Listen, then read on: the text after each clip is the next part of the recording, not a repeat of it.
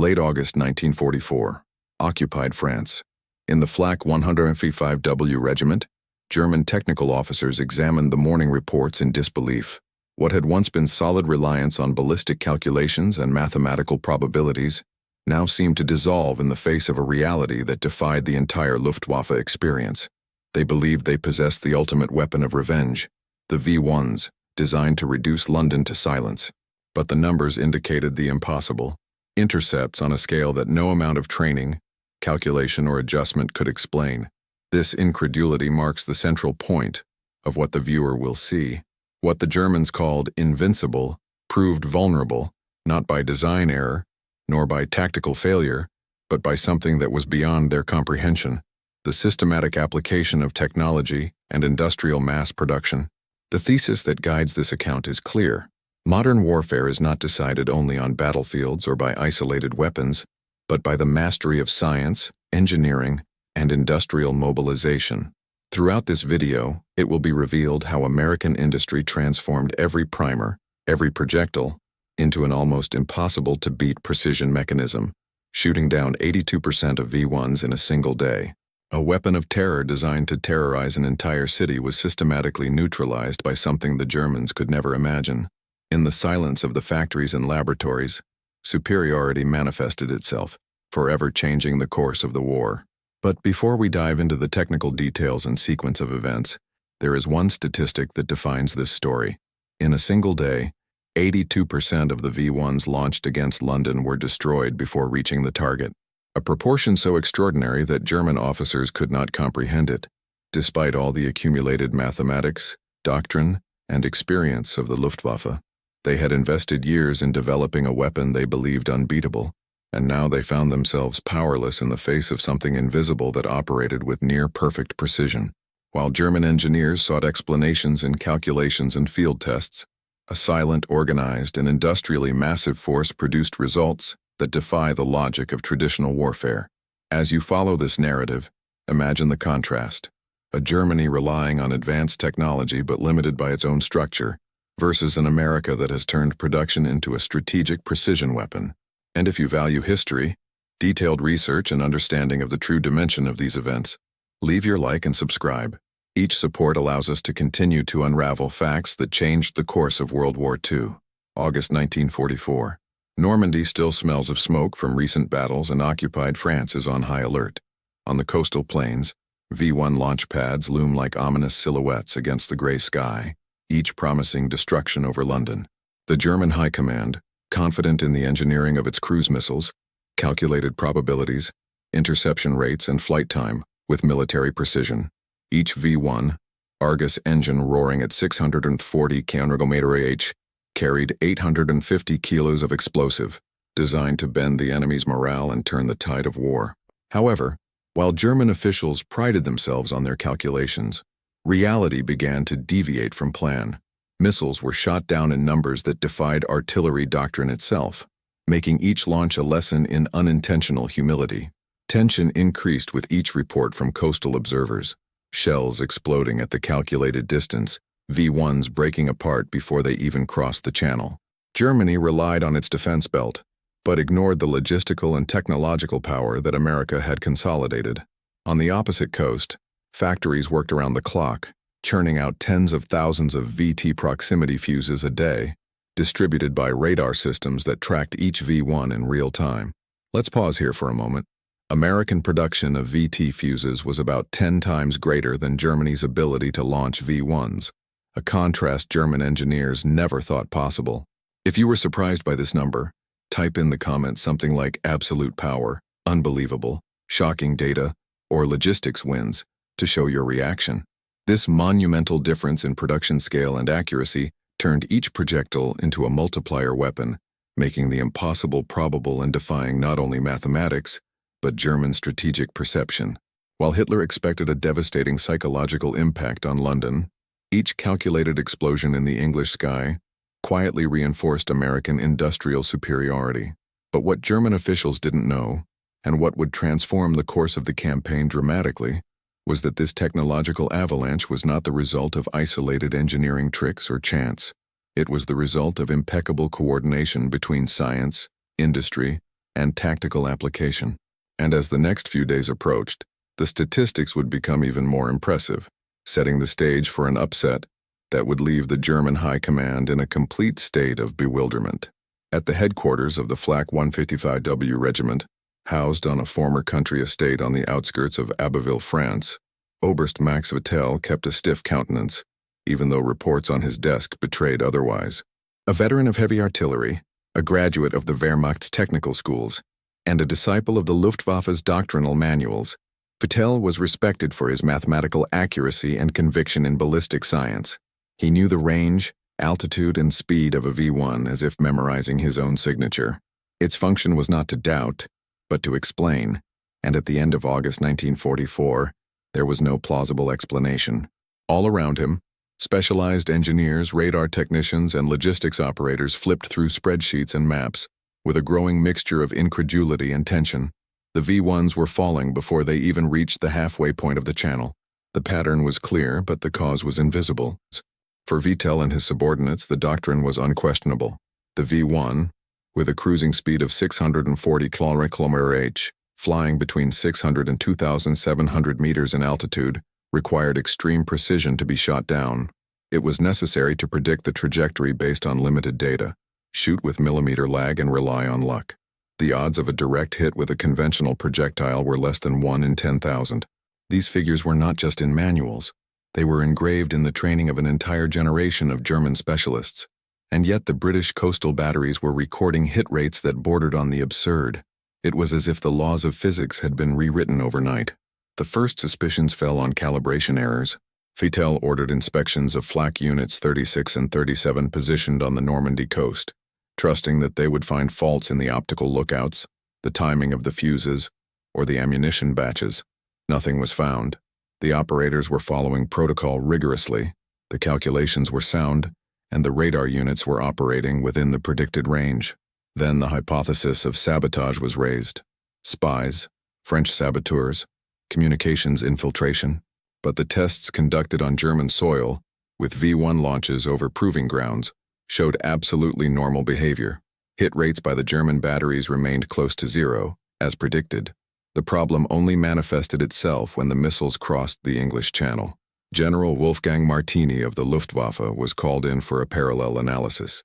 His team, made up of electronic warfare experts, analyzed possible radio interference, magnetic fields, or British jammers. Nothing indicated distortion in the control signals of the V-1. The gyroscopes remained stable. The valves of the pulsating engine showed no deviations. It was at this point that Max Vittel, pressured by an increasingly impatient staff, proposed a desperate explanation. The British had developed a new class of guided munition, capable of tracking missiles in real time, a theory that he himself did not know how to justify technically, but which seemed the only plausible answer in the face of statistical evidence. From a doctrinal point of view, the Germans were stuck with the Cartesian logic of their weapon systems.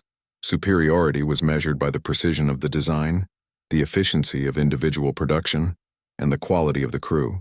The V-1 was a reflection of that mindset. Simple, cheap, functional, a saturation weapon designed to outmaneuver defenses by quantity, not evasion.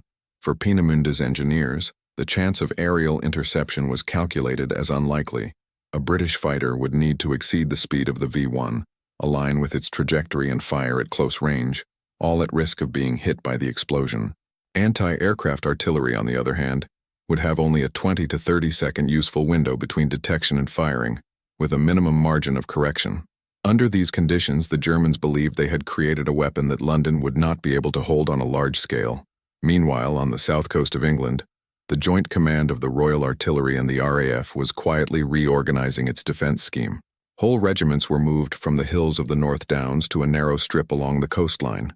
There, with full SCR 584 radar coverage, the US 90mm guns were integrated into an automatic tracking system and fed with new ammunition, still invisible to German eyes.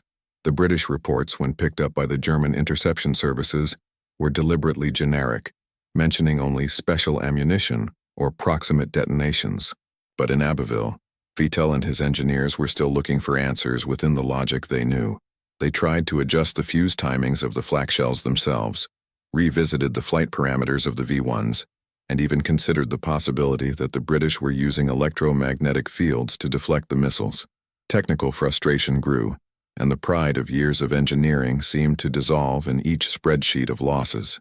One of the regiment's engineers, Hans Wuttke, even noted in his diary, "Either we have lost the war on paper, or we are seeing a new science at work. Nothing fits." The reality, however, was not in the calculations, but in the volumes. While the Germans produced their V-1s with forced labor in underground factories such as Mittelwerk, the Americans multiplied the production of VT fuses in more than 100 factories distributed in 31 states. Crosley Corporation alone delivered more than 16,000 units a day. None of this information was available to the enemy. Not even the British soldiers themselves knew how the shells worked. They just knew that they worked. And on August 28, 1944, when reports confirmed that 82% of the V-1s had been shot down by coastal batteries that day, Max Vittel rallied his men in silence. There was no celebration. There was no anger. Just a brief note in the report: unsustainable trend. Insufficient tactical explanations. Behind the scenes, however, the doubt became unbearable. They were facing a force they couldn't see, that they couldn't understand, and that, little by little, was nullifying all their engineering. But what Vittel did not yet know, and that no member of the Wehrmacht could even suspect, was that this new science had been operating in the Pacific since the previous year, and by the time the Germans finally heard of it, it would be too late. The following is the device that transformed war with a simple radio pulse. The dawn of June 13, 1944, broke with a previously unknown sound over the English sky, a constant metallic hum, followed by silence and, seconds later, explosion. At 04:25, the first V-1 crashed in Bow, London, marking the official start of Hitler's campaign of revenge against the British capital. The weapon, though primitive in appearance, was technologically functional. A short-range unmanned cruise missile, powered by a pulsating engine and programmed to fly in a straight line to the end of its fuel, then dive over the target. For the British defenders, the threat was not just physical but psychological. The characteristic sound of the pulsating engine created a growing terror among civilians, because when the noise stopped, the explosion was imminent. In the first days, interception attempts were improvised. RAF pilots risked their lives in daring maneuvers to shoot down V-1s in mid-air. They slammed the wings of their fighters into missile stabilizers, used machine gun bursts in risky turns, or tried to push missiles away from urban areas. Each air intercept was celebrated as an isolated victory, but the costs were high. The V-1s flew too fast for conventional fighters and too low for early detection to be effective. The anti-aircraft batteries, in turn, encountered even greater obstacles. Artillery systems based on manual calculations and timed fuses required operators to estimate the future position of the target, adjust fuses with millimeter precision, and fire at the exact moment. In theory, possible. In practice, almost unfeasible. The initial success rate of the defenses was frustratingly low. By mid-June, less than 10% of the V-1s were being shot down before reaching their targets. The city of London suffered daily from sudden explosions and increasing civilian casualties, but something began to quietly change. The Royal Artillery, in collaboration with RAF units, began a systematic process of reconfiguring coastal defenses. A new pattern of engagement was tested. Instead of trying to stop the V-1s over London, they would be intercepted over the English Channel or in southern England, where rural areas and countryside could absorb crashes without major civilian damage. More important than geography was the progressive introduction of a new combat logic: radar centralization, caliber standardization, intensive real-time training, and special projectiles of American origin, not yet understood by many of the operators themselves. The tension was constant. Radar operators spent hours scanning the sky, tracking trajectories with increasing precision. With each shot, they knew they had less than 30 seconds to engage, recalibrate, and, if necessary, repeat the shot. Every mistake cost lives. Each hit saved hundreds. Gradually, the data began to show a trend. By the end of June, the slaughter rate had risen to 17%. In July, to 24%. For the public, it was still insufficient. But for the British and American High Command, it was the beginning of something bigger. On French soil, German observers were surprised to note this statistical increase. And they couldn't explain it. The V-1s had not been altered. The flight systems were working as expected. The launch distance and altitude remained identical. And yet, The missiles fell in droves before reaching their destination. For Allied anti-aircraft operators, the changes still seemed imperceptible in everyday life. Most were unaware of the existence of the decisive component, the proximity fuse. The ammunition was labeled with special codes. The instructions were clear: exclusive use, immediate accounting, tracking of each shot. The batteries employing this new armament began to register abnormal hit rates. What once required hundreds of shots now seemed achievable with 10, sometimes 5. But the secrecy was absolute. The operators just knew there was something different. Meanwhile, on the German side, discomfort increased. Vittel sent almost daily telegrams to the Luftwaffe command requesting investigations into British effectiveness. One of the reports, later captured by the Allies, revealed their frustration. There is a growing gap between ballistic theory and statistical reality.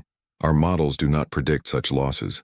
Unless there is an innovation that we are unaware of, there are extra-ballistic factors operating in this theater. The term extra-ballistic was analyzed with interest by Allied scientists after the war. German doubt turned into anguish.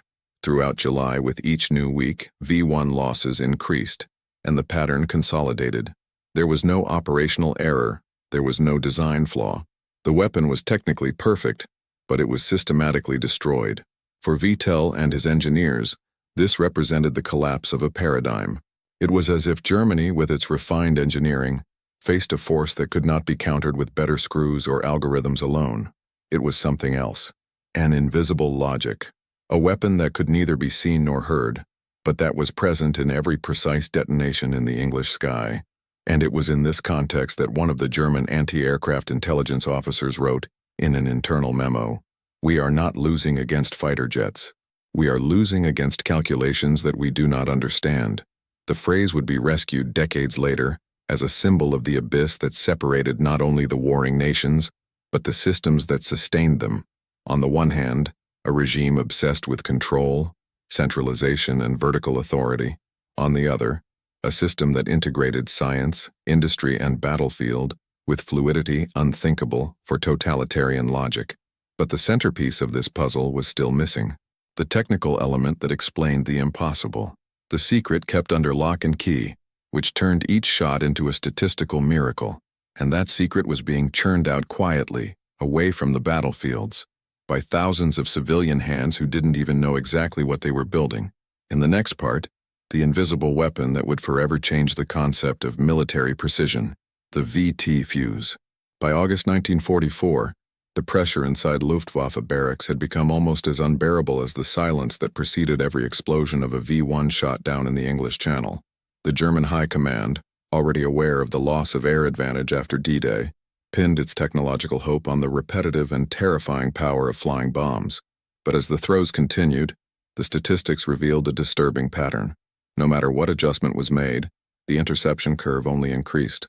In response, German engineers and strategists initiated a series of emergency modifications.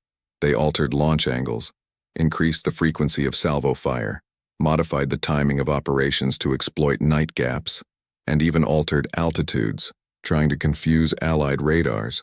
None of these attempts had a measurable effect. Each day, the rate of destruction went up. A weapon that was supposed to crush London with saturation was being defeated by something that German intelligence could not name, let alone understand. Unrest was spreading not only among the technicians but also in the upper levels of the Reich. Reports signed by Max Vittel mentioned unexplained ballistic phenomena, and the tone of the memos shifted from technical confidence to controlled resignation. The coldness of the numbers did not lie. As time passed, the effort to adjust strategies seemed only to feed a spiral of failure.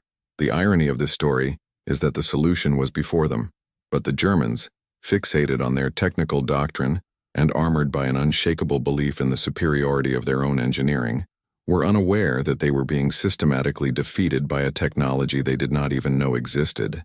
And if you're enjoying unraveling these hidden facts behind World War II, show your support. Like and subscribe so we can continue to reveal the technical and human backstage of these historic moments. In the south of England, meanwhile, the Allied defensive reorganization took shape with surgical precision. Geography was a strategic component. Moving the batteries to shore meant that even when a V-1 evaded detonation in mid-air, it would crash into the sea or unpopulated areas, reducing the risk of civilian casualties and, more importantly, hindering any recovery by the enemy. At the same time, the shells fired began to operate with an efficiency that did not match the known parameters of anti-aircraft artillery. Even the elite German engineers could not understand how the British defenses were managing to adjust the timing of the shots with such precision in the face of such a fast and small target. The truth was that they were not adjusting any time. The shells were doing it on their own. While the Germans calculated, the Allied shells thought. But even as the effects began to accumulate on the field, the secrecy was absolute. Not even the British operators had full knowledge of what their guns were carrying. The ammunition was delivered with clear instructions, exact number of shots, location of each capsule after use, and strict protocols for collecting unexploded material. The technology was invisible even to those who handled it. Desperate, the Germans multiplied their launches. They believed that the answer lay in quantity. More missiles would mean more chances to evade defensive systems. The idea in theory made sense, but in practice it only accelerated the collapse. The more V-1s were launched, the more data the Allies accumulated. The radars adjusted their tracking algorithms, automated systems were improving, and the projectiles with VT fuses became increasingly lethal. The reinforcement of the offensive was transformed in practice into self-sabotage. Max Vittel reported that after the 4th week of August, the interception curve no longer followed any known combat logic. In a certain part of his report, he writes, "We observe flak explosions meters from the V-1s without direct impact, and even then the target is destroyed. The standard suggests use of ammunition with detonation by estimated range, but the accuracy is beyond what our instruments would be able to achieve." It was the first indication, still vague, that something extraordinary was being used. The Nazi regime, which had always extolled its technical and scientific prowess as proof of the Reich's cultural superiority, was beginning to face an uncomfortable reality.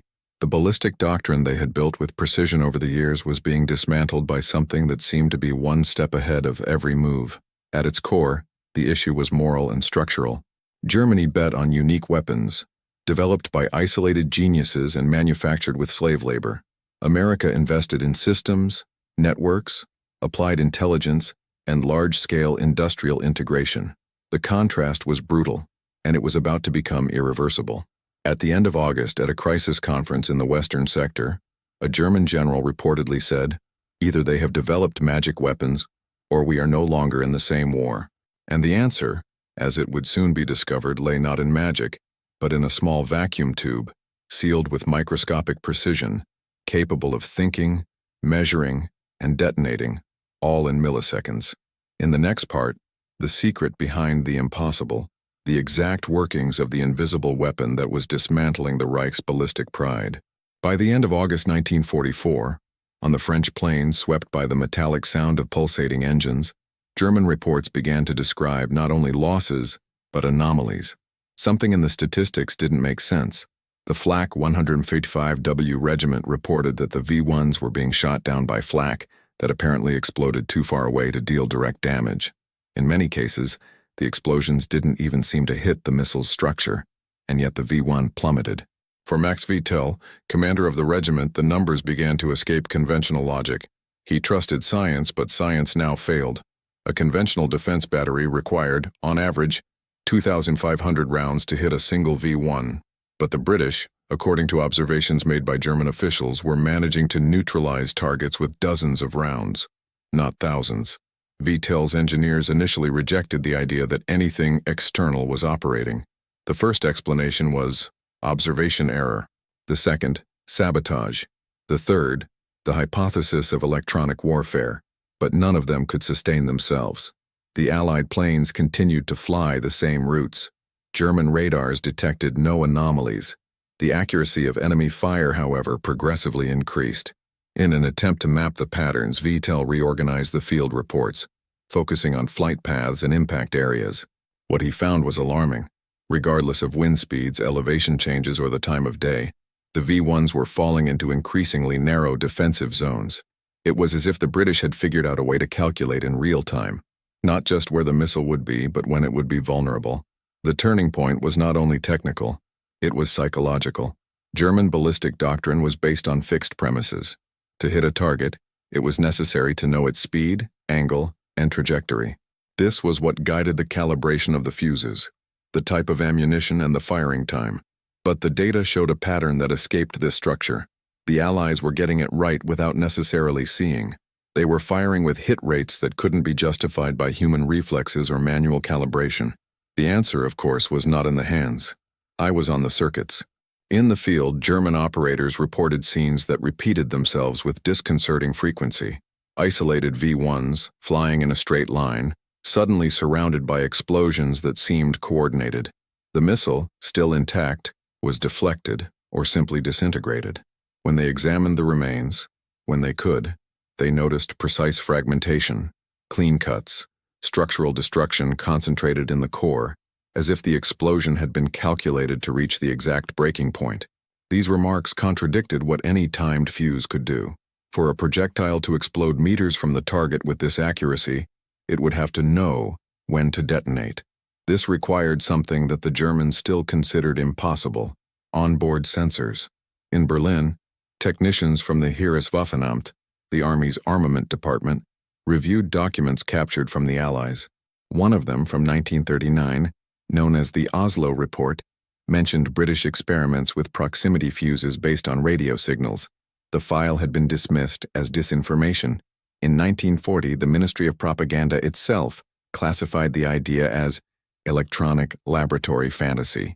Now, in the light of the real data, this fantasy seemed closer and closer to the truth. One of the Luftwaffe's engineers, Kurt Steinmüller, recorded in an internal note, "If the British or their allies have developed fuses that detonate by proximity, then we are not only facing new weapons, but a new way of thinking about the battlefield."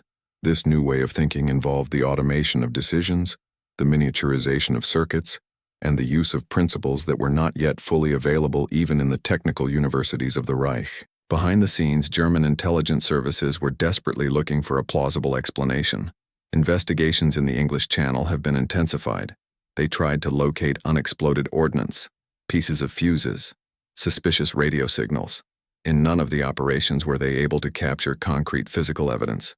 Allied shells that failed to explode fell into the sea, sinking rapidly or being picked up by naval patrols.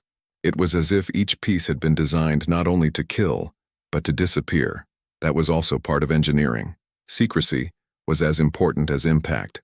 German impotence in the face of the invisible became a reason for internal tension. The authorities in Peenemünde began to demand explanations. If V-1s were being destroyed so efficiently, why continue their production? Vitel's answer was always the same: because we have no alternative. The only viable reprisal weapon with long-range capability was the V-1, and their only hope of success was the exhaustion of the enemy, not technical overcoming. It was a strategy of saturation without confidence. What the Germans could not accept was the fact that the enemy at that point had already broken through the boundary between calculation and reaction. They were still looking into the future, while American shells were already measuring the present. A world in which every shot could think, every capsule could decide. An engineering not focused on perfection, but on the mass production of efficiency. German doctrine, based on exceptional individual weapons, was being crushed by a collective weapons system, integrated, adaptable, and automated. The breakdown of this logic would be fully revealed only weeks later, when one of the only unexploded Allied projectiles was recovered intact in the field during a brief ceasefire. But even in front of the real capsule, German engineers could not understand how something so small contained such lethal technology. A vacuum tube, some wires, an antenna, and a secret that was redesigning the war. In the next part, we go behind the scenes of the greatest invisible innovation of the conflict, the birth and operation of the proximity fuse. In 1944, Germany's technical doctrine was still treated as an axiom within military command centers. Every artillery piece, every interceptor, every aiming system was operated on the basis of meticulous calculations, created and validated over decades of study. Accuracy was considered a matter of honor, and also of survival. On paper, the Luftwaffe knew what to do. In order to achieve a V-1 in mid-flight, it was necessary to anticipate its future position based on constant speed and predictable trajectory. The problem is that real war rarely follows formulas. Even with the target flying in a straight line, the reaction time was minimal. A V-1 at 640 km/h required split-second decisions. The delay between detection, calculation, fuse adjustment, firing, and time of flight of the ammunition was enough to render any formula useless. Germany believed that this worked as a universal limiter, one that made the flying bomb virtually immune to conventional artillery. And indeed, based on time fuses, the Allied scientists themselves had predicted at the start of the campaign a success rate of less than 10%. But that was before the systematic application of the variable that the Germans refused to consider, a projectile that calculated the moment of the explosion on its own. Within the logic of the Nazi regime, technical solutions were developed from top to bottom, centralized, isolated, and highly dependent on genius leaders and specialized centers such as Peenemünde. The American system, on the other hand, worked on the opposite principle: dissemination of applied knowledge, decentralization of production, and collaboration between civilians, military, engineers, and workers. When the Americans decided to field the so-called VT fuse, variable time, they did not bet on a single weapon, but on the multiplication of a system.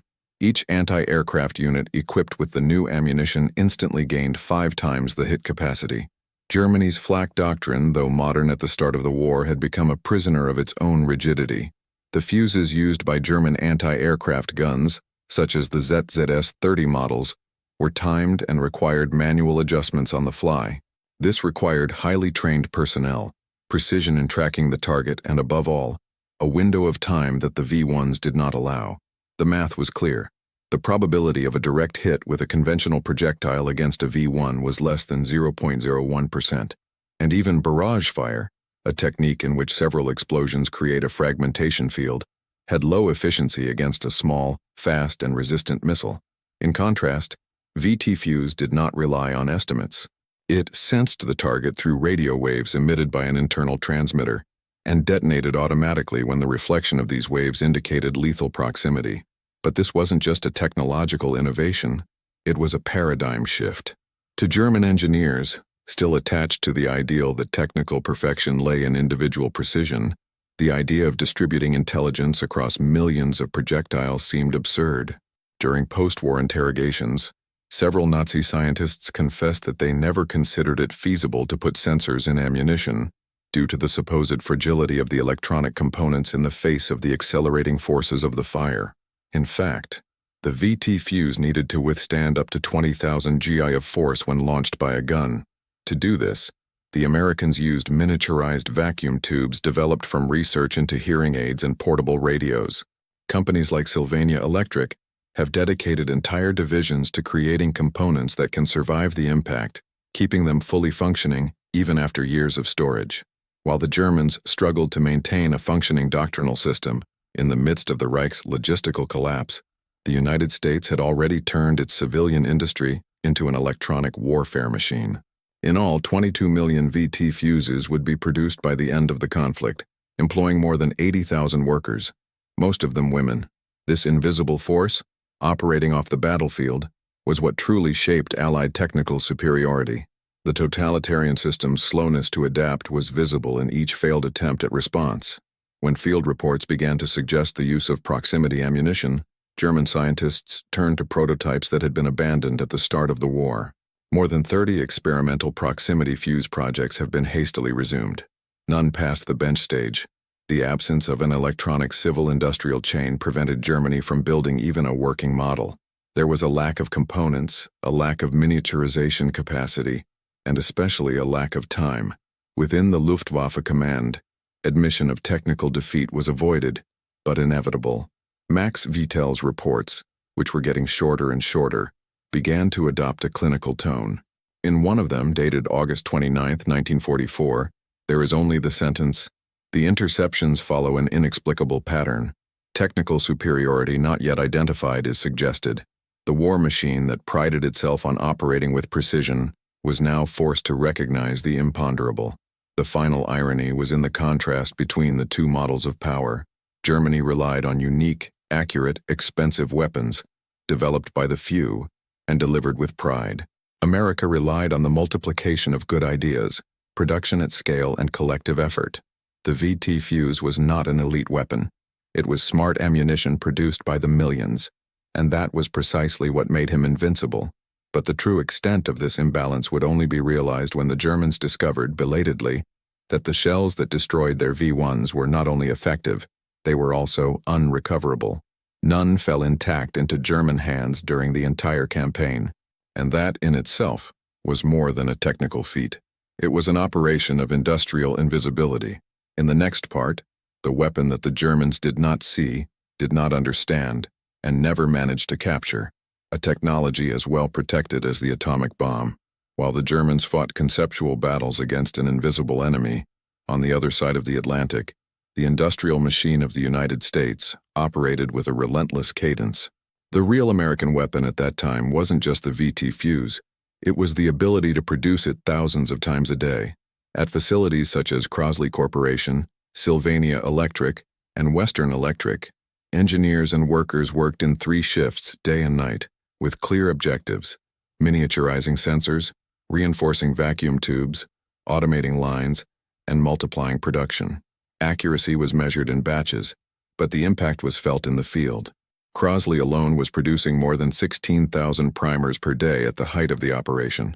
Sylvania delivered 400,000 miniaturized vacuum tubes daily, developed based on home radio technologies, now converted to military use. While Germany was still struggling to keep its production of V-1s running in underground factories infested with forced labor, the United States mobilized more than 80,000 free workers, many of them women, who, unaware of the ultimate fate of what they assembled, participated directly in a revolution on the battlefield. The contrast in scale was absolute. For every V-1 built by Germany, the United States produced about 10 proximity fuses. And here it is worth pausing. If this statistic surprised you, comment below with one word. It can be absolute power, unbelievable, shocking data, or simply, logistics wins. This helps to reinforce the weight of the story we are telling. American factories were organized as an intelligent network of compartmentalized production. More than 110 different sites contributed to the manufacture of the VT fuse, each with a specific function. Some manufactured only the aluminum enclosures, others produced the electronics, others tested the circuitry. No worker knew the complete end product. The secrecy was strict, but the efficiency was total. Finished units underwent rigorous quality control tests, and rejection rates were below 2%. Impressive for the technology of the time. This production scale was not the result of chance. Since the beginning of the war, the United States had invested heavily in applied research centers. One of them, the Johns Hopkins University Applied Physics Laboratory, became the intellectual heart of the VT program. Under the leadership of physicist Merle Tuve, engineers solved problems that the Germans considered insurmountable, creating transmitters that could survive 20,000 G of acceleration, designing batteries that would activate after years in storage, integrating sensors that calculated the distance to the target in milliseconds. The real revolution, however, wasn't just in the labs. It was in the speed with which Americans turned discoveries into production. Between the first functional test of a VT fuse and its field deployment in the Pacific, less than 6 months passed. On the European front, the cycle was even faster. From planning to systematic application in coastal defenses against the V-1s, the process took about 10 weeks. Such a time would have been unthinkable within Germany's centralized authoritarian structure, where technical decisions required ideological validation, tightly controlled budgets, and a slow, inflexible chain of command. Meanwhile, German engineers were still debating whether the problem of V-1 losses was tactical or ballistic in origin.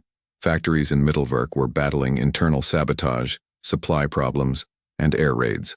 Night launches were intensified, believing that this would confuse British radars. But even with these changes, the slaughter rate continued to rise. The German perception was that there was something wrong with the combat environment itself, as if the physical laws had changed about England. The answer, silent and precise, came from transport ships that landed thousands of modified shells in British ports. Each box contained ammunition marked by logistical codes, intended for specific units, operating under strict orders. None of these shells were ordinary. All contained a miniature brain. And as more production lines came online, the density of VT-fused ammunition increased exponentially. Germany, relying on its stun guns and tested doctrines, had never conceived that a shell could decide on its own when to explode. The idea ran counter to his logic of war, based on celebrity engineers' unique designs and miraculous weapons. In the Allied world, genius was distributed. There was no hero scientist. There were dozens of factories, hundreds of laboratories, thousands of technicians who operated as one body, in sync with the strategy. This was the real secret weapon, the multiplication of intelligence. And even in the face of the massive destruction of the V-1s, the Germans still looked for the flaw within their own systems. They did not know that at that very moment, the number of VT fuses produced monthly had already exceeded the total number of V-1s that would be launched during the entire war. In the next part, we will reveal how this invisible weapon was kept in absolute secrecy, to the point that no intact examples were captured by the Germans until the end of the campaign, and how that silence, more than any outburst, shaped the Allied victory. In late July 1944, something strange began to emerge in the reports of the Flak 155W Regiment. It was not a counting error, nor an illusion of the observers. V-1s were falling, in silence, in series, in places and circumstances that no defense manual foresaw. Some units reported that flying missiles, which were passing through defenses at 400 miles per hour, simply collapsed into the air, shrouded in small clouds of shrapnel, even when the shot seemed inaccurate or too far away to cause damage. The math didn't add up. The parameters of probability of direct hit, previously considered derisory, were being routinely exceeded without anyone knowing exactly why. The Germans began to review engagement protocols, quality of the V-1s, flight stability, operation of timers. Nothing explained the consistency of the fall. Max Vittel, pressured by superiors and surrounded by trusted engineers, began to cross-reference data from coastal batteries with missile routes. The evidence was piling up. There were specific zones where V-1s were systematically shot down, even in massive salvos, even with altitude deviations, even under the cover of night. The logical answer would be a new British doctrine of fire, but it did not explain the millimeter precision of the detonations. There was not enough time to manually recalibrate the fuses. There were no known coordinates that would justify such effective firing, based solely on ballistic predictions. What was happening there violated the premises of classic anti-aircraft defense. In an attempt to decipher this pattern, the Germans mobilized their own reconnaissance teams. Observers were stationed at strategic locations along the French coast to monitor the launches and impacts. And it was there, in the damp silence of the early mornings, that they began to notice the impossible. Bursts of British flak not aimed at direct impact, but creating a shrapnel field around the V-1s, and hitting repeatedly. One observer reported that, in a single salvo, 4 shells were fired at a V-1 flying in a straight line. 3 made a visible mistake. The 4th detonated about 15 meters from the target, and even so, the V-1 fell like a stone. These observations were documented in confidential reports, with technical testimonies and trajectory sketches. But without access to British munitions or any tangible evidence of what made them lethal, the conclusions dissolved into conjecture. The assumptions began to take shape. Were the British using a new type of tactical radar coupled to artillery? Would they have developed an automated triangulation system? Or even more disturbing, was there some technology embedded in the munitions themselves that altered their explosion? This last hypothesis seemed absurd. Nothing in the Luftwaffe's known arsenals even came close to anything similar. In the technical intelligence barracks in Berlin, the answers sounded evasive. There were no intercepts of communications indicating new weapons. No British shells had been recovered intact, and German radar systems, while advanced, did not detect any unusual emissions in the regions of engagement. It was like fighting a shadow. This perplexity generated a subtle but growing tension within the chain of command. The V-1, sold by Goebbels as the instrument of ultimate revenge, was being neutralized by an enemy that was neither visible nor comprehensible. Peenemunde's engineers were receiving reports with such improbable margins of error that they began to question the integrity of the data itself. Some suggested sabotage, others assembly problems in the underground production lines. None of the hypotheses were sustained. The V-1s fired in tests over German soil worked perfectly. They only fell in series when they crossed the English Channel. In this scenario, small revelations went unnoticed, such as the fact that the Allies had redrawn their engagement zones, repositioning their anti-aircraft belts closer to the coast in places where the recovery of failed shells by the Germans was impossible, or the realization that British firing was being done in sync with automatic radars, and that the times between detection and fire had decreased dramatically in recent weeks. None of this seemed enough to explain an interception rate that, on some days, exceeded 70%. The flak doctrine had no answer. Neither has ballistic science. The irony of this phase of the war was cruel. Germany, a pioneer in rockets, jet engines, and revolutionary aircraft, was being defeated by something it could not even name. No spy camera, no undercover agent, no eavesdropping could pinpoint what made the V-1s fall so accurately. The secrecy was absolute, and the more invisible he became, the more solid his impact on the battlefield. Within the 155W regiment itself, dissenting voices began to emerge. A young technical officer, in an internal memo, ventured a bold hypothesis. What if the Allies had developed a type of fuse? The proposal was discarded almost immediately. Such a projectile would require miniaturized sensors, transmitters capable of operating under extreme gravitational forces, circuits that would work with absolute precision after violent fire. This was, for the German engineers, pure fiction. But this fiction was already reality on the other side of the ocean, and its practical application was about to reach its climax. On August 30, 1944, German reports would record something unprecedented. 82% of the V-1s launched that day were shot down before reaching their targets. The number was so absurd that some officials classified it as a typo. Others suggested Allied manipulation, but none could explain it based on the known parameters of the war. In the next part, we'll reveal the secret behind this impossible statistic, a technology so advanced that it was classified on par with the atomic bomb, and that the Germans, even with all their science, never knew it existed. In the early hours of August 28, 1944, Schloss Dotto, a mansion converted into a barracks of the Flak 155W regiment, received an urgent transmission. The data came from the forward observers on the French coast. 82% of the V-1s launched at dawn had been destroyed before reaching the English Channel. The number not only exceeded all previous expectations, it violated the laws of probability, according to Luftwaffe doctrine. Inside the operations room, Commander Max Vittel remained silent for long seconds. He knew those numbers, the formulas, the limits of ballistics, and that didn't make sense. The silence was interrupted by a crack of paper. One of the German civil engineers in charge of analyzing the effectiveness data of the V-1 salvos folded the report in frustration and threw it on the table. The atmosphere was one of incredulity and little by little despair. Scientists and officials were trying to find plausible explanations. Sabotage of guidance systems, assembly errors, fuel mixture failure, even atmospheric interference. Any hypothesis was preferable to the most uncomfortable. The enemy had developed something invisible, untouchable, and absolutely effective. The reaction in the command centers in Berlin followed the same pattern. Reports of losses reached first the Oberkommando der Luftwaffe, then the OKW. The language of the documents was increasingly ambiguous.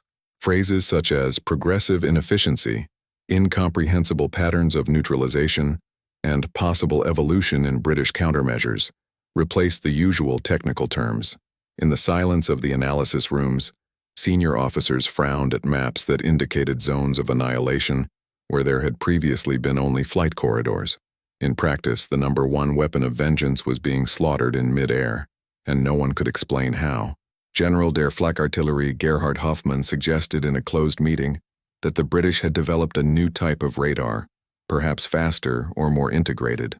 Others suggested that the night fighters had been improved and repositioned, but none of these hypotheses explained the explosion patterns.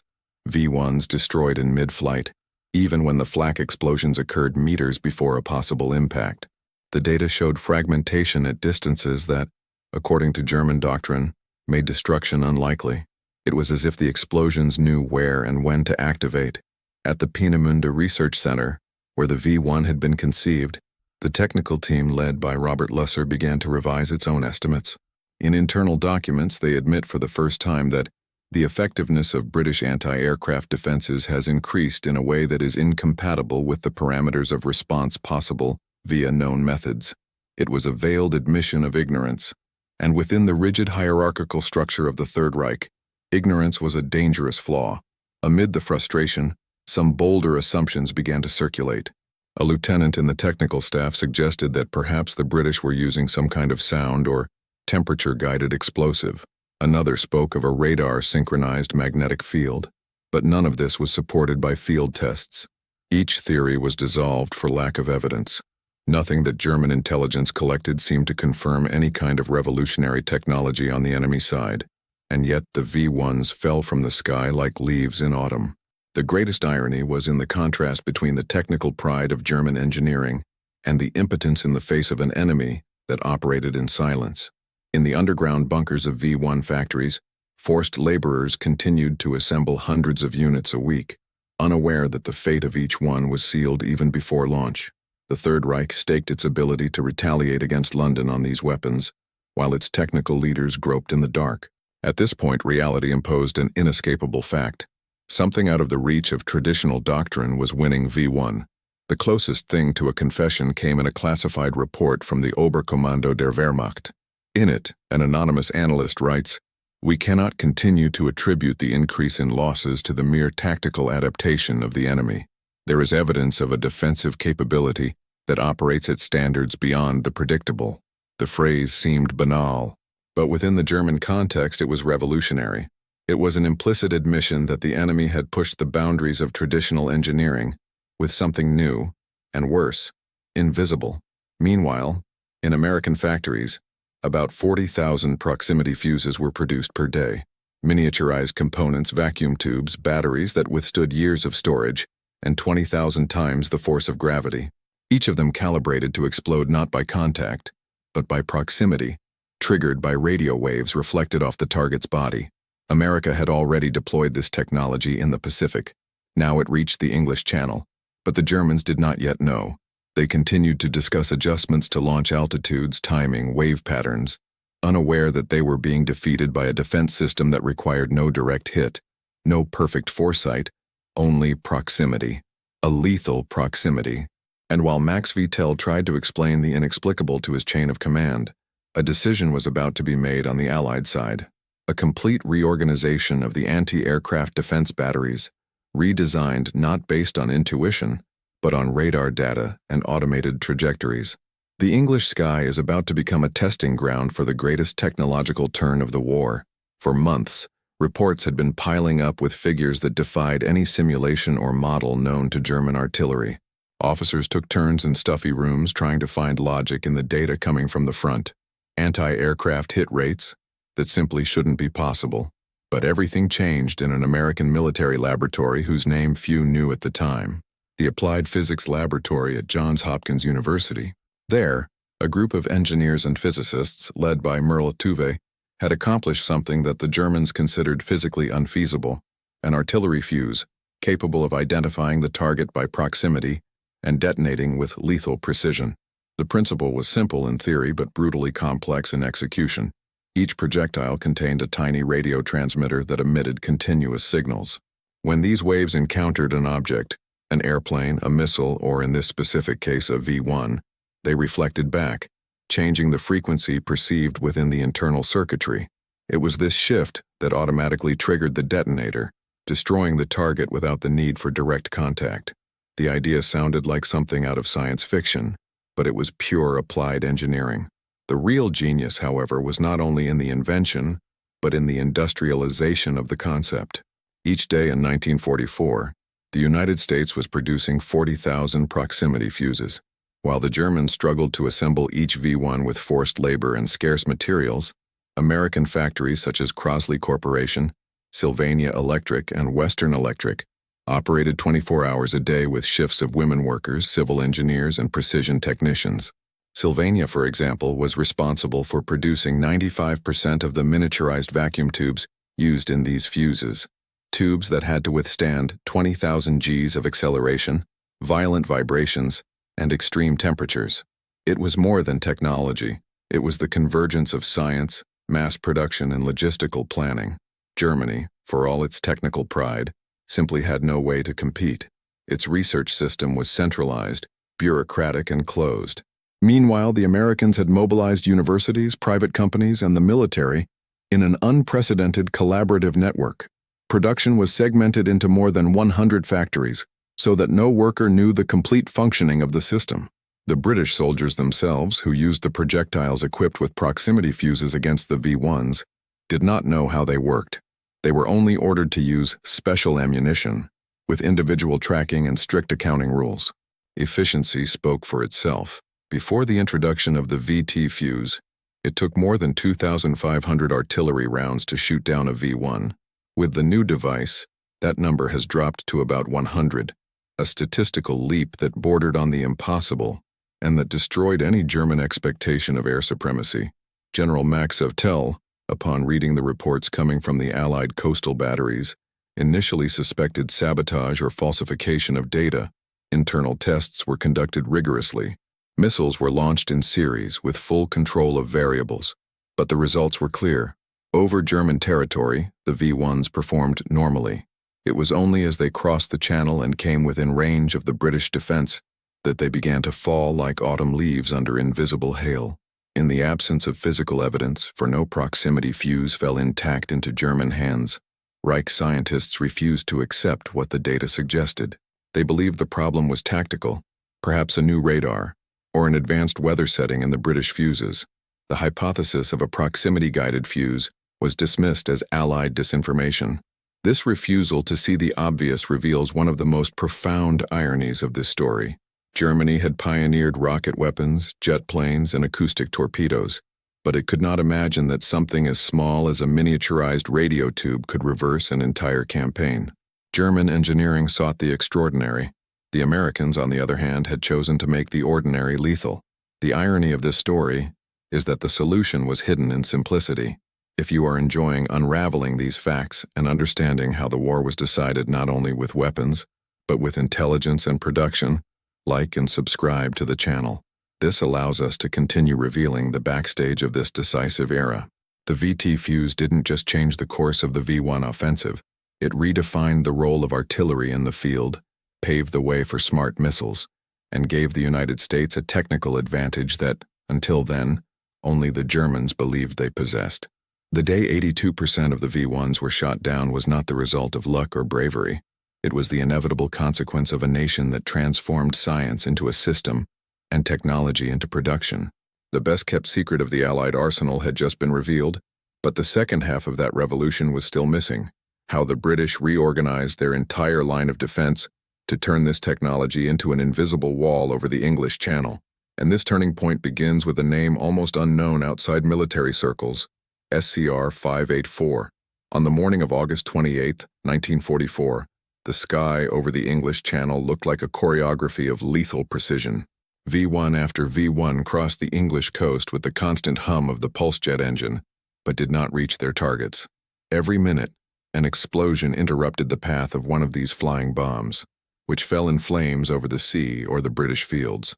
At the British Anti-Aircraft Command, operators were witnessing unprecedented success rates. It was no longer a surprise. It was a systematic massacre. At the headquarters of the Flak 105W Regiment in France, the reports began to sound like fiction. That morning, 82% of the V-1s launched were destroyed before they even crossed the British coastline, not shot down by pilots in desperate maneuvers, not entangled in barrage balloons, but intercepted with surgical precision by anti-aircraft firearms. The German calculations did not add up. The Doctrine stated that it took about 2,500 shells to hit a single V-1. Now, British reports indicated fewer than 100 rounds per hit, a figure so absurd that Max Tell, commander of the regiment, suspected sabotage in the launch systems themselves. He ordered inspections, tests, simulations. Nothing explained that. The V-1s were working perfectly on German soil, but against England they fell like flies. Allied commanders knew why, but they couldn't say, nor to the soldiers themselves.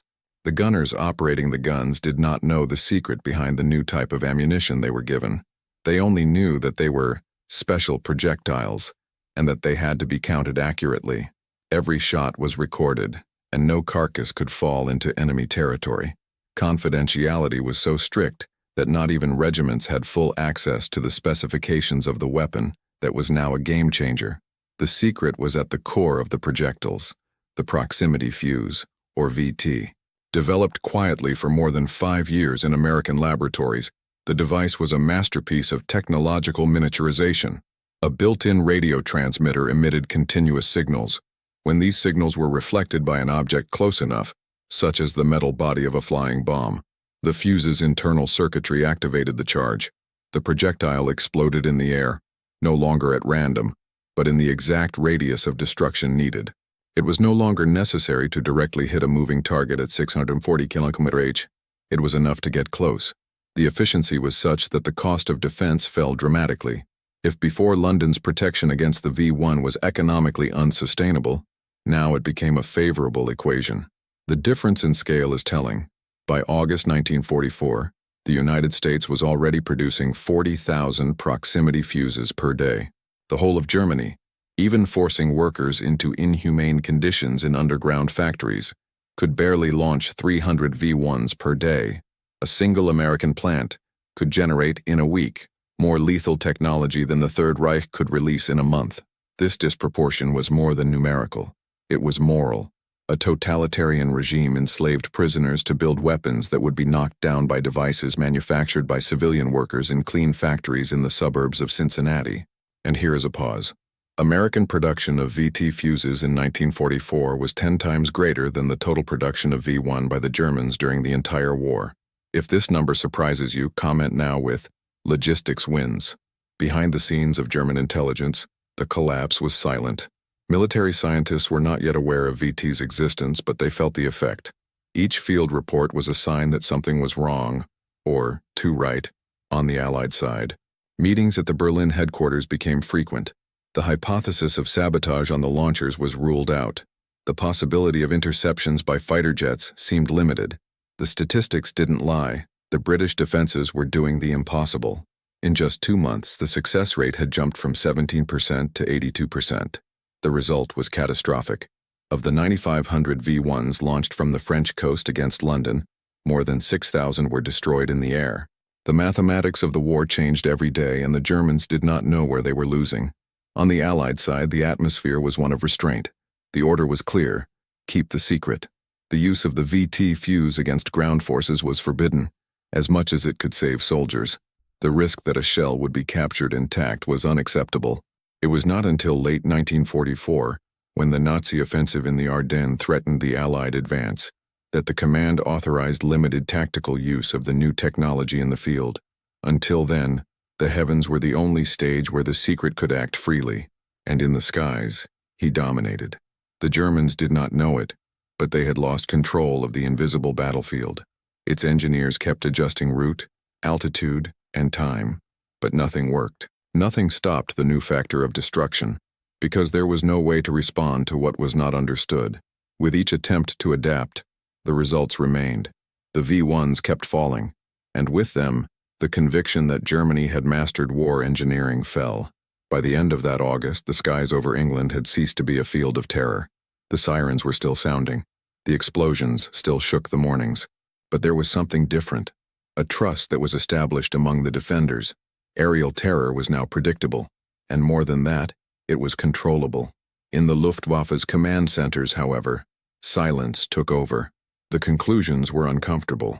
Nothing in the manual explained that loss rate. Nothing in the calculations justified 82% destruction in a single day. And no one, not even the most skeptical, dared to say that the V-1 was invincible anymore.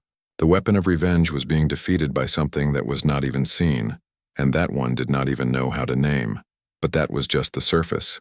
What German officials didn't know was that as their V-1s went down in flames, American civil engineers, many of them without military training, continued to perfect the secret. A secret protected like the atomic bomb. A secret that would soon be the line of defense between life and extermination. And in the next part, what was behind these explosions, their numbers, their circuitry, and their invisible impact, will finally be revealed. For the operators of the Flak 155W Regiment, the landscape of August 1944 was marked by familiar sounds: the biting roar of V-1s being launched, the rhythmic echo of anti-aircraft batteries, and the unsettling silence that followed when everything came to an abrupt stop. Until then, these scenes made up the daily operational cycle. But by the end of the summer, the routine began to strike a jarring note, a pattern that no doctrinal algorithm predicted. V-1s being destroyed with a frequency that made no sense even to the most experienced Luftwaffe technicians. In the bunkers and observation posts, the atmosphere changed. The soldiers, until then confident in the mathematics of their engineers, began to avoid eye contact after the reports of each shift. Sergeant Hans Kleber, a veteran of 3 campaigns, described in his diary the feeling of shooting at unseen ghosts who knew where the missiles would fall before we did. Max Vattel, the regimental commander, maintained his outer composure. Internally, however, he faced a battle that not even his years of technical training in Dresden could explain. The doctrine said one thing, the reality said another. Frustration grew as the officers, one by one, admitted that they could not explain what they saw. It was not a question of incompetence. It was a technical impossibility. Reports told of V-1s that exploded in mid-flight without being directly hit. Projectiles that seemed to calculate the exact moment of the target's approach before detonating. That contradicted every ballistic formula they had memorized. And as if humiliation wasn't enough, Allied intercept reports revealed something even more disturbing. British efficiency came not from overspending ammunition, but from surgical precision. The contrast could not be more cruel. Within the mental structure of the German officers, the world began to crack. Engineer Otto Reinhardt, responsible for one of the technical sections, even proposed that some new form of sabotage was interfering with the V-1's navigation systems. The hypothesis was quickly discarded, but the fact that it was considered showed the seriousness of the confusion. The very concept of causality, a solid foundation of German military doctrine, seemed to be being subverted. What was previously considered unattainable was being neutralized with irritating ease. Trained operators began to follow each V-1 flight with a mixture of tension and resignation. Internal communications, previously dominated by technical jargon and self-confidence, began to contain expressions of bewilderment, inexplicable phenomenon, disintegration without impact, anomalous behavior of enemy projectiles. The questions piled up. How is it possible to maintain such consistency of accuracy without constant visual observation? How did British anti-aircraft artillery know when and where to detonate their grenades with such accuracy? The answer, although already in action, was inaccessible to German tactical thinking. A fusion of science, mass production, and the capacity for technological integration that the Nazi regime, by its own authoritarian and fragmented structure, could never achieve. The irony of this turn has not gone unnoticed by historians. While Germany bet its chips on exotic weapons and promises of superiority based on individual technical genius, the Allies invested in systems, processes that involved thousands of workers, civilian and military scientists, cooperating industries, and most importantly, a culture of integration between knowledge and application. It was the triumph of the collective over the isolated brilliance. Behind the scenes of the flak units, the reaction was not only one of military defeat, but of existential shock. What the Germans called a weapon of revenge was being systematically neutralized by a technology as precise as it was invisible, so trivialized by its scale of production that it could not even be understood as a secret weapon in the traditional mold. The statistics made the frustration palpable. In just 1 week, the interception rate jumped from 17% to more than 80%. And more devastating than that, efficiency seemed to improve day by day. Behind the scenes in the Luftwaffe, there was a fear that the British had, in fact, found a formula for early trajectory reading, a kind of automated ballistic prediction. The concept was so futuristic that many officials refused to discuss it in official reports, for fear that it would look ridiculous. The shadow of reality was, however, undeniable. The V-1, with all its symbolic charge, ceased to be a weapon of terror and became a frustrated statistic. The most painful thing was the absence of visible culprits. There were no traitors, operational failures, or saboteurs. The factories worked, the launches were executed, the trajectories were as expected. Still, each morning the return reports decreased. The enemy was not only winning, he was winning without being understood. At the end of August, one of the minutes of the German High Command meeting recorded a phrase said by a technical officer: "We are fighting against what we cannot even describe." It was the final admission that the battlefield had shifted, no longer in the trenches, no longer in the visible skies, but in factories, in labs, in anticipated radar algorithms, places where the totalitarian effort could not operate effectively. The anguish was amplified by one last detail. No useful rubble was recovered. Allied shells, when they failed, fell into the sea. The carcasses of the downed V-1s arrived on the ground too destroyed to allow any functional analysis, and the soldiers in charge of investigating the crash sites returned empty-handed. The only thing they could carry was the question, how? A question that would remain unanswered throughout the campaign. But the answer already existed, silent, invisible, and calculated. And it didn't come from a genie hiding in a bunker. It came from American factories that operated 24 hours a day, producing 40,000 devices per day, coordinated by engineers, workers, and civilian scientists. Soon even this would be revealed, and when the name proximity fuse appeared in post-war documents, many German scientists would prefer not to believe what they saw.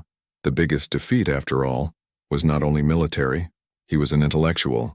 In the next part, we'll look at how a sub-$20 technology became the ultimate symbol of American superiority and the silent grave of the flak doctrine. In the vast American factories that pulsated like living organisms in 1944, the sound of hydraulic presses, electric calibrators, and continuous assembly lines formed an industrial symphony that few Germans could imagine. While the Reich was trying in dark underground tunnels to hastily produce V-1s with enslaved labor, the United States had already turned the manufacture of the proximity fuse into a quasi-choreographed process. In Cincinnati, in Bloomfield, in Ipswich, thousands of workers, many of them women who had previously operated home radios, others young men who had never seen the front, were producing technology that would change the course of the war. It was an era-defining moral and technical contrast, a regime that forced starving prisoners to assemble bombs against an industrial democracy that mobilized volunteers to build the devices that would save entire cities. The secret was not only in quantity, but in quality. For a VT fuse to work, each miniaturized vacuum tube had to withstand more than 20,000 times the force of gravity when fired from a cannon. Its internal battery had to remain dormant for years until it was activated at the first electromagnetic shock. Its transmitter had to operate under violent vibrations, extreme heat, and rotational acceleration. And yet, factory rejection remained below 2%. This standard of excellence was only achieved because American industry had created an unprecedented ecosystem of collaboration. Sylvania Electric produced 400,000 pipes per day. Crosley Corporation manufactured 16,000 ready-made fuses daily. Western Electric assembled circuits with millimeter precision. Each factory was a cog. Each cog moved a larger machine, and that machine was the Allied strategy itself. These production lines were not improvised. They grew out of decades of know-how in radio, refrigeration, telephony, and consumer electronics, the technology that years before had allowed millions of Americans to listen to music in living rooms, now detonated V-1s in the air. It was an industrial leap that only a fully integrated economy could sustain. Meanwhile, in Germany, Peenemunde's engineers faced component shortages, constant power outages, and the inability to standardize systems. The production of V-1s depended on forced labor, improvisation, and brutal supervision, a combination that could never compete with the quiet precision of American factories. To make matters worse, each V-1 cost the Reich between 5,000 and 8,000 marks, while VT fuses, thanks to mass production, had plummeted from $730 per unit to just $18 in 1945. This economic detail hid the true magnitude of the turnaround. It was not just a technological dispute, but a dispute of models of society. The American electronics industry has become, quite literally, an invisible army. More than 80,000 workers were directly or indirectly involved in the VT program, and none of them knew exactly what they were building. A worker could spend the whole day welding a single component that, in isolation, said nothing. Another tested tubes. Another regulated tiny capacitors.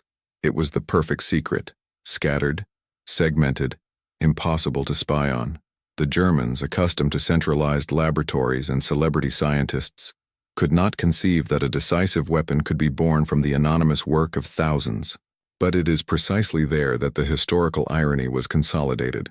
While the Reich bet on propaganda machines and promises of miracle weapons, the United States bet on statistics, production, testing, feedback, repetition, the industrial method transformed into a weapon.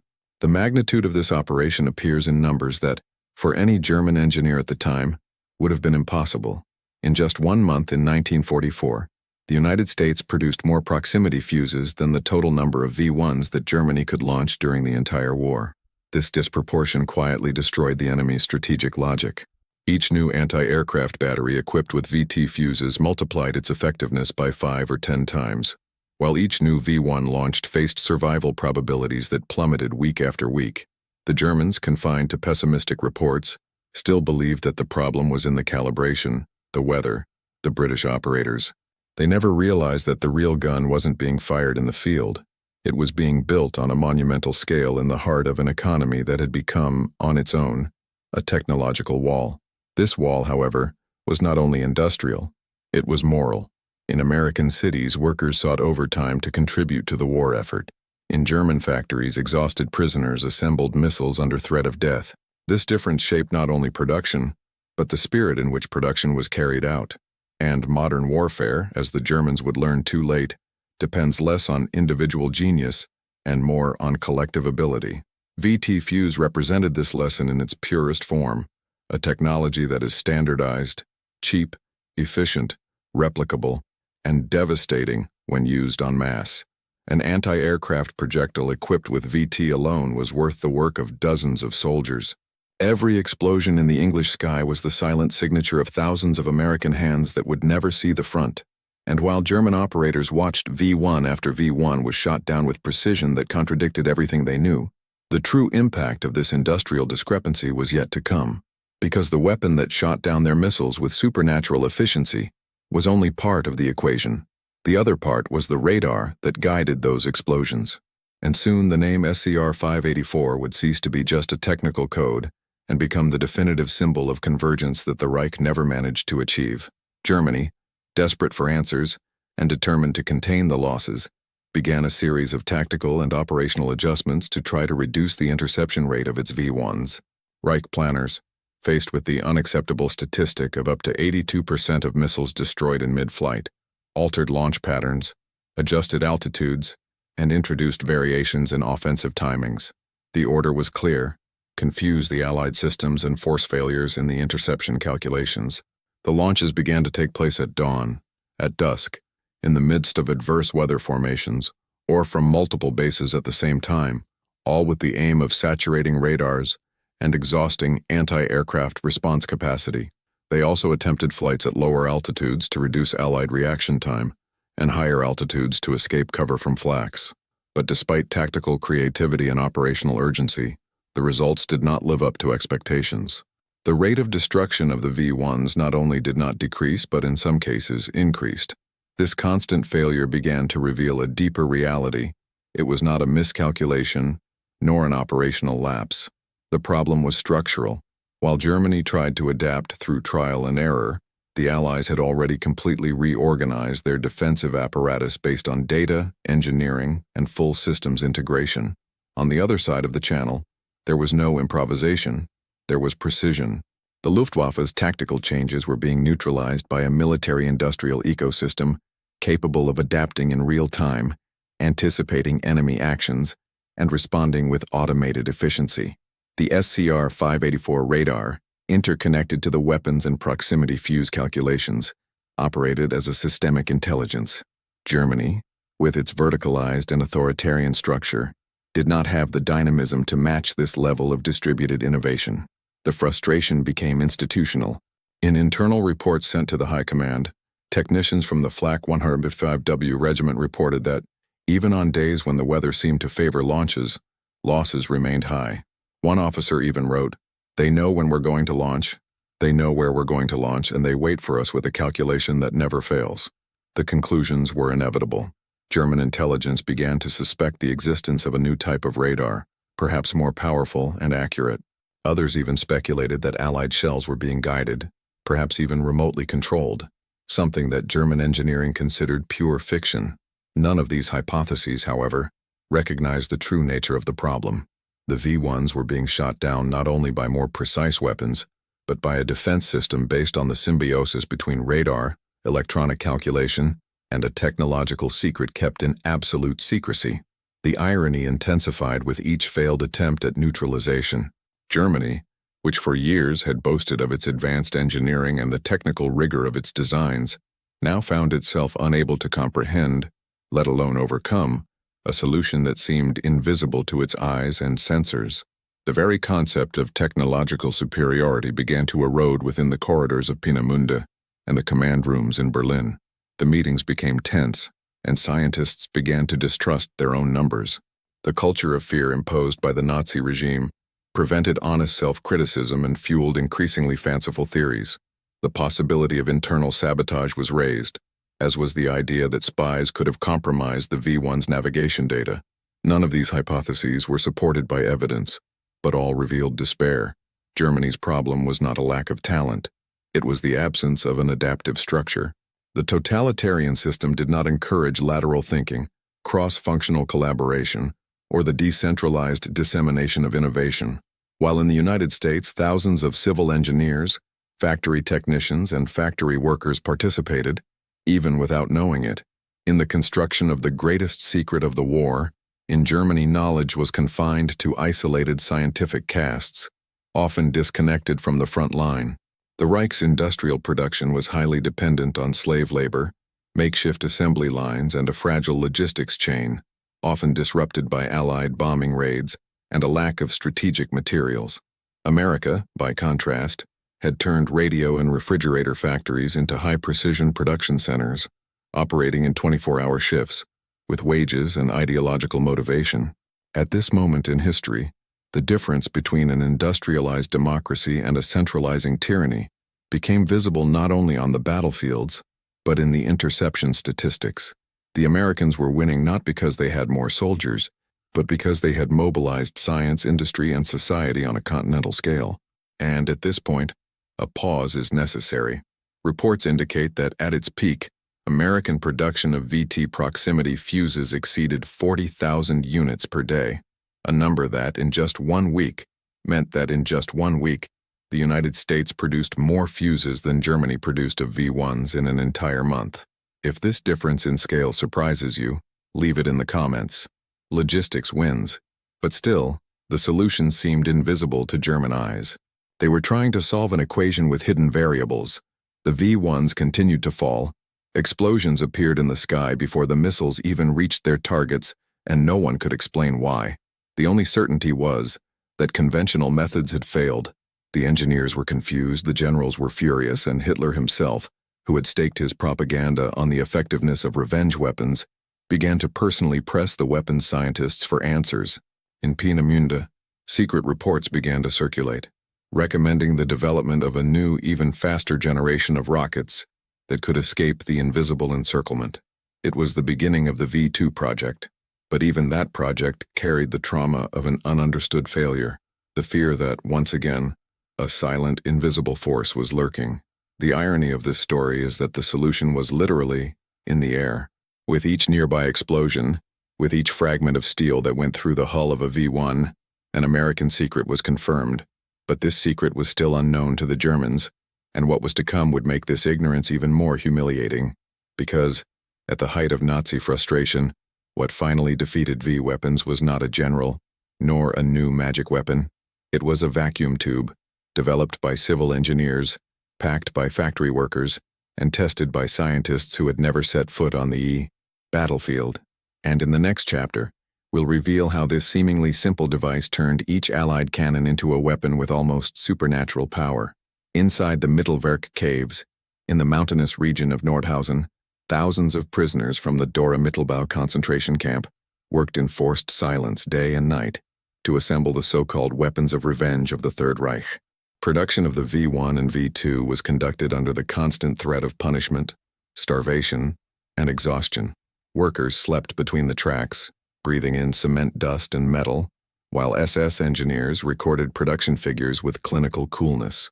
Germany had staked its technological supremacy on the use of slave labor, convinced that the ends justified the means.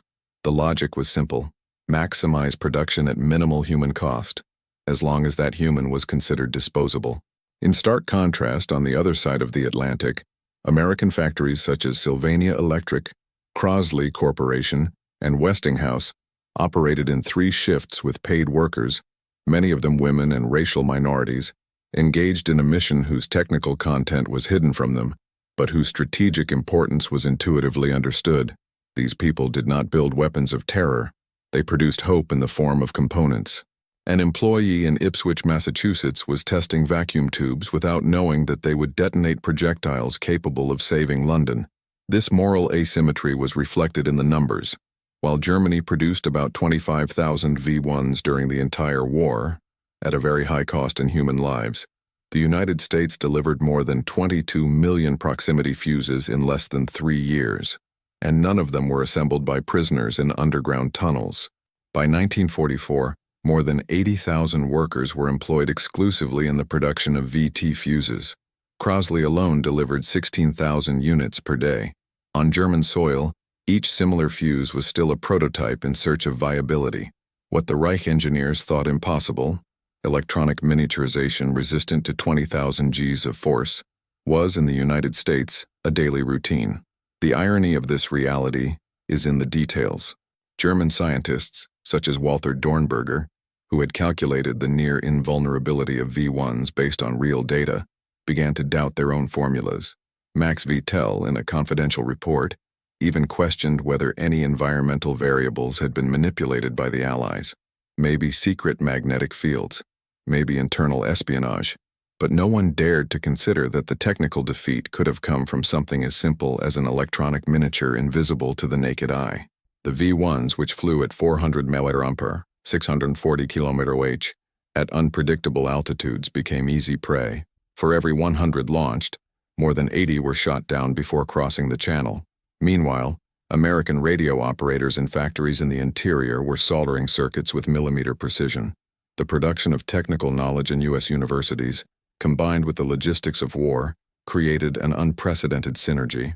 In the halls of the Johns Hopkins Applied Physics Lab, scientists like Merle Tuve oversaw tests focusing not only on efficacy, but also on industrial-scale robustness. The goal was never to create a perfect weapon. It was to create a functional, replicable, reliable weapon. And therein lies the ultimate contrast. While Germany was looking for individual genius, a revolutionary rocket, a jet fighter, a railroad gun, America was betting on quietly multiplying enough. This enough, when produced in millions, became irresistible. If you've come this far and are still surprised by the scale of this operation, here's a fact. In 1944, the United States spent more on proximity fuses than all of Germany invested in its Air Force. And now, stop for a moment and respond in the comments with one word. Absolute power. Unbelievable.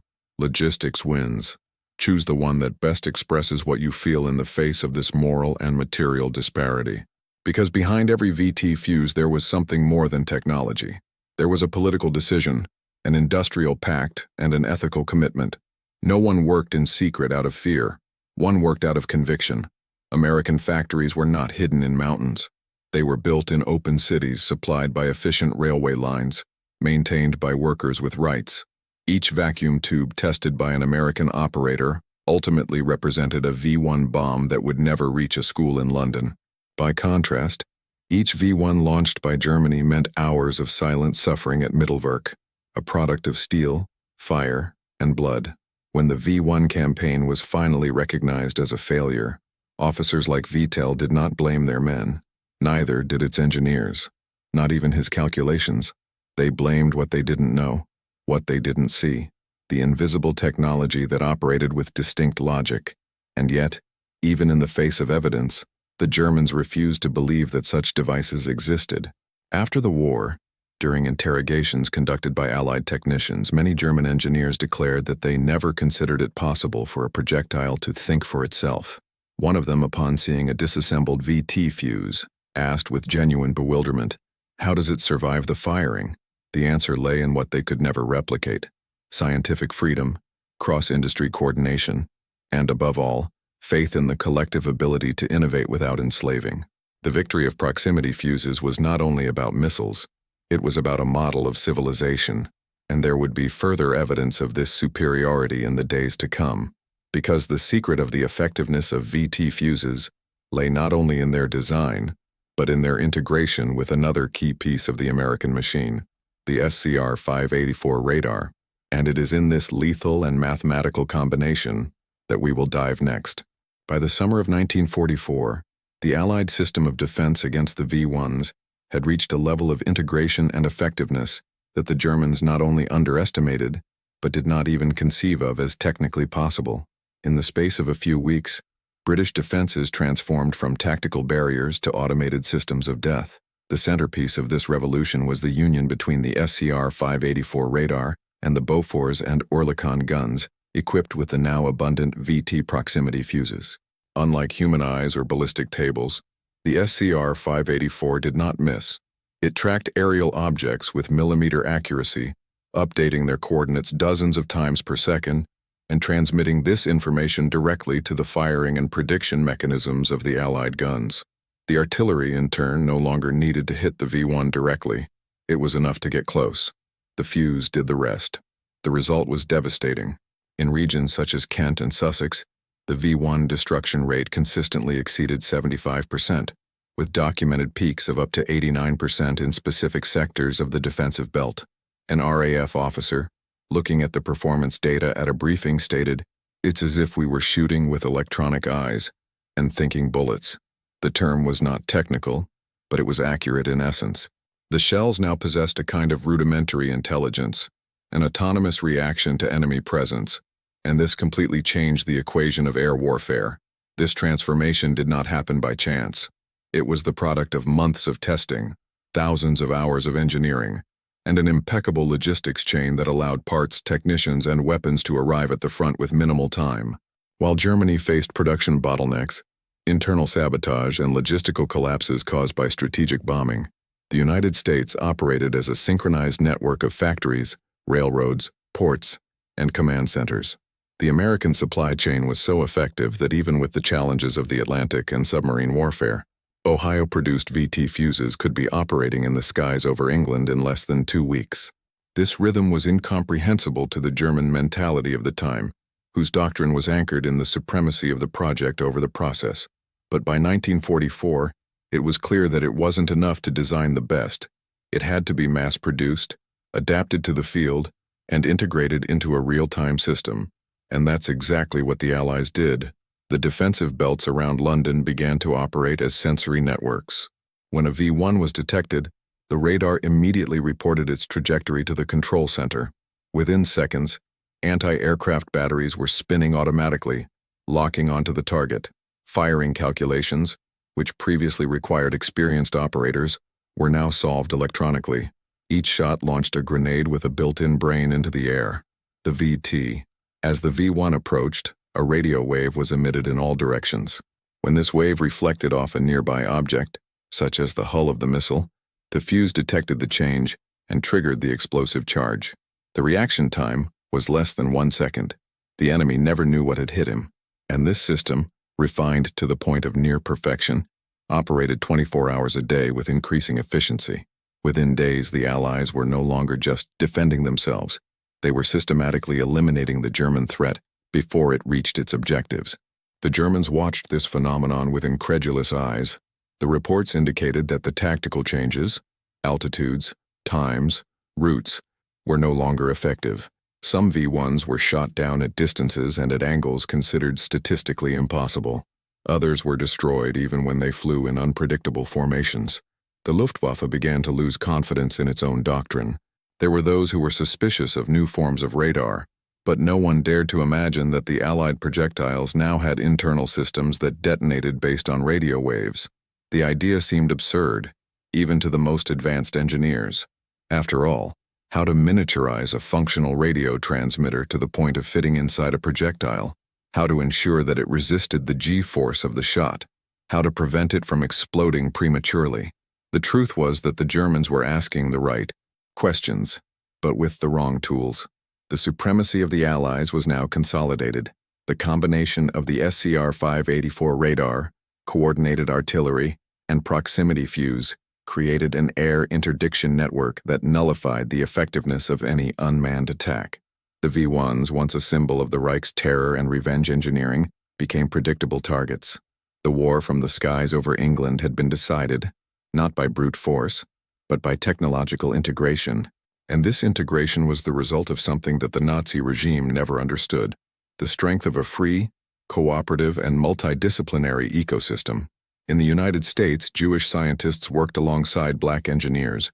Agricultural technicians turned electronic workers produced solutions unthinkable months earlier. It was an industrial war, but also a war of values. The U.S. didn't just win in the technical field. It won by demonstrating that democracy and science could operate in symbiosis, with unbeatable military results. This dominance, however, did not generate euphoria among the Allies. It generated responsibility. Each missile intercepted was a school spared, a house preserved, a child who survived. The data was technical, but the consequences were human. And it was this connection between effectiveness and ethics that made the victory even more remarkable. What began as a race against time, to stop the V-1s from destroying London, ended up as a historic demonstration of what science, when oriented toward the common good, is capable of accomplishing. By the end of that summer, War Office reports indicated that more than 6,000 V-1s had been destroyed before they reached their targets, and of these, most by artillery equipped with VT fuses. Germany did not know what was happening, and what would follow, the complete collapse of the German air offensive, would confirm that there was no way to turn the tide. Because the Allies' most powerful weapon wasn't an airplane or a cannon, it was the ability to think in a network.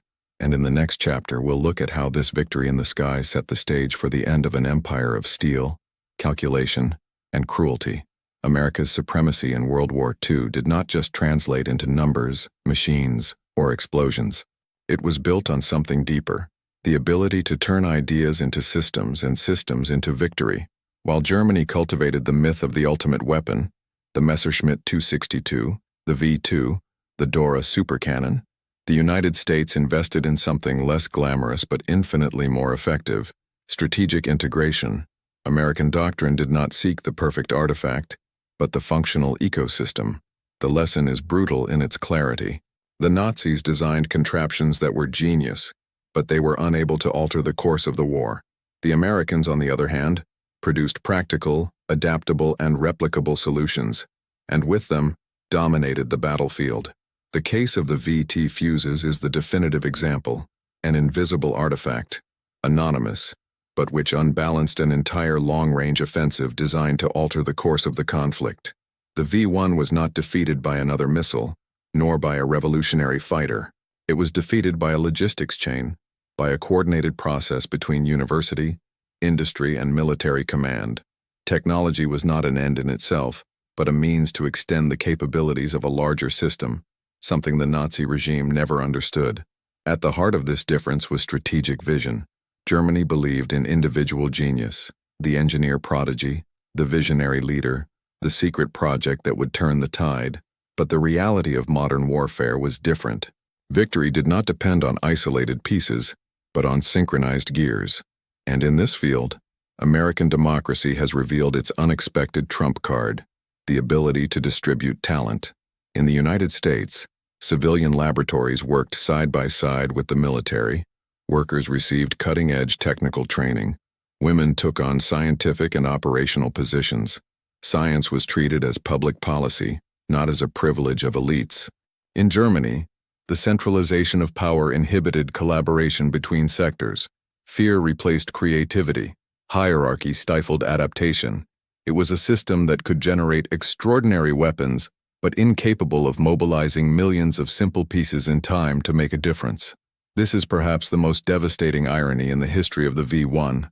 The weapon that was supposed to prove the power of German engineering was destroyed by an American collective gear. A projectile programmed to fly in a straight line to London encountered in its path not a technical obstacle but a system, a mesh of radars, automated artillery, trained operators, and electronic fuses that exploded with surgical precision.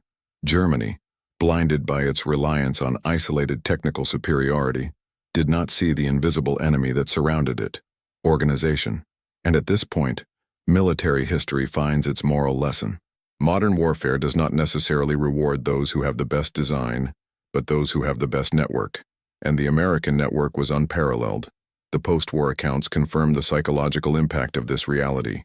German officers, interrogated by the Allies, admitted that they had never considered such a high interception rate possible. One of them, reviewing the data from the day 82% of the V-1s were shot down, said, It wasn't just anti-aircraft fire. It was a wall. But that wall wasn't made of steel. It was made of data, logistics, applied science, and the right strategic decisions. Every radar installed, every organized production line, every engineer moved from a university lab to a military project. It was all part of a larger machine. And this machine worked because the Americans understood the essentials. The war would be won by whoever could translate knowledge into operational capacity on an industrial scale. For a long time, historiography paid exaggerated attention to German prototypes, secret plans, and futuristic weapons in the Reich. But the real innovation was in the warehouses, in the logistics spreadsheets, in the boxes that left factories in New Jersey for Europe. What the Germans saw as banal, mass production, standardization, civil-military integration, was precisely what would defeat them, not for lack of talent, but for lack of system. And when the system fails, no single genius is enough. That's why the V-1s started to fall in sequence, because behind every Allied shot was a process that worked, and this process was fueled by something that dictatorships cannot manufacture: trust. Trust in the worker, in the scientist, in the engineer, in the operator. In the United States, decentralization was not a weakness. It was a multiplier. Research labs could suggest improvements. Factories could adapt methods. Operational commands could report failures and receive real-time responses. This constant feedback generated efficiency. In Germany, the order came from above, and doubt was seen as betrayal. When the first reports indicated that something unknown was shooting down the V-1s, the reaction was not investigation but denial. They wasted time, and time in war is the only thing that cannot be recovered. The conclusion, therefore, lies not only in the superiority of VT fuses, nor in the accuracy of the SCR-584 radar, nor in the volume of American production. It lies in the ability to transform all of this into a functional system, a system that integrates science, logistics, industry, and morals, a system that operates with redundancy, with resilience, with learning, and that, for this very reason, imposes itself, silently but with inescapable force. The defeat of the V-1 was not an accident, nor a miracle. It was the logical consequence of a superior strategy, a strategy that bet less on genius and more on coordination, less in isolated heroes and more in smart grids. And it is with this understanding that we enter the final chapter of this story. For if the victory of VT fuses over V-1s represents technical dominance, it also foreshadows something greater: the collapse of a mentality based on absolute control, on authoritarian perfection, on the belief that the individual alone can conquer the world. What Germany was left with after this failure was not just the loss of a weapon, it was the collapse of its doctrine. And in the next and final chapter, we will see how this collapse translated into silence, surrender, and a learning that the world could no longer ignore. By the end of 1944, when the silence imposed by proximity explosions replaced the metallic noise of V-1s crossing the channel, Germany was facing not only the defeat of a weapon, but the complete collapse of a strategic belief. The Reich, which prided itself on its precision engineering and ability to transform visionary concepts into fearsome machines, discovered too late that its doctrine had been built on a fragile foundation: the conviction that individual genius could make up for the absence of an integrated industrial system. The downing of the V-1s was not only the failure of a military program, it represented the failure of an ideology that saw technology as an instrument of domination, but despised collective work, cooperation between sectors, and the human value that sustained each piece produced. As the Reich sank into infighting, logistical collapses, and doctrinal arrogance, the United States consolidated a victory built not on isolated secret laboratories, but on thousands of illuminated factories, connected by rails and a strategic vision that spanned political and military boundaries. The effectiveness of VT fuses was not an accident of science. It was the final expression of a logic that Hitler never understood. Modern war is coordination, and when that coordination is converted into technology, logistics, and purpose, no perfect weapon survives. The lesson that emerges from this history does not belong only to the 20th century. The V-1 war demonstrated that it is not enough to build the best device. It is necessary to build the device that can be replicated, integrated, distributed, and maintained by different hands. The V-1 was born as a promise of strategic change, but died because of the Reich's inability to understand that the war effort is won not only with talent, but with systems. On the American side, science was not an individual monument, but a multiplying force. Factories produced millions of standardized parts. Universities solved problems that the front line did not even know existed. Operators received training based on real statistics. And each link, however small, reinforced a chain that no enemy could break. The victory of VT Fuses is not just the victory of a technology, it is the victory of systemic vision over tactical arrogance, of scale over improvisation, of logistics over symbolism. And that's why this story remains relevant, because it reminds us that grandiose results are rarely the result of isolated achievements, but of coordinated, silent, and persistent networks. Even the Germans, when confronted with the truth after surrender, were forced to admit what they had never suspected during the conflict. A captured general, observing the operation of a dismantled VT fuse, muttered incredulously, "We have been defeated by small things, and by trucks that never stopped." This phrase sums up all the irony of the air war over London. It wasn't the big rockets that set the course of history, but the small devices that made every Allied shot a mathematical sentence. In the face of this revelation, it is impossible not to recognize the magnitude of the human effort that sustained this victory. If you value this deep dive into historical truth, please leave your like and subscribe to strengthen our work and allow more stories like this to be told with accuracy and depth. And share in the comments, what was the most shocking data for you? The production of 40,000 fuses per day? The 82% interception in a single day? Or the fact that Germany never understood what defeated it? Also, ring the bell so you don't miss the next devastating historical event that we're going to reveal here on the channel. Because war, above all, is a succession of invisible decisions that shape the fate of the world. And this story doesn't just end in the past. It opens the door to the next chapter of our investigation. Because if the VT fuse demonstrated how technological integration has redefined air defense, there are even more industrial and strategic secrets that have turned seemingly lost battles into decisive victories. Don't go away yet. Listen to the next real story that will appear on the screen. Always remember, logistics determines strategy. Watch the next video here on the channel with another incredible story, and continue exploring with us the invisible gears that decided the 20th century and shape to this day the power of nations.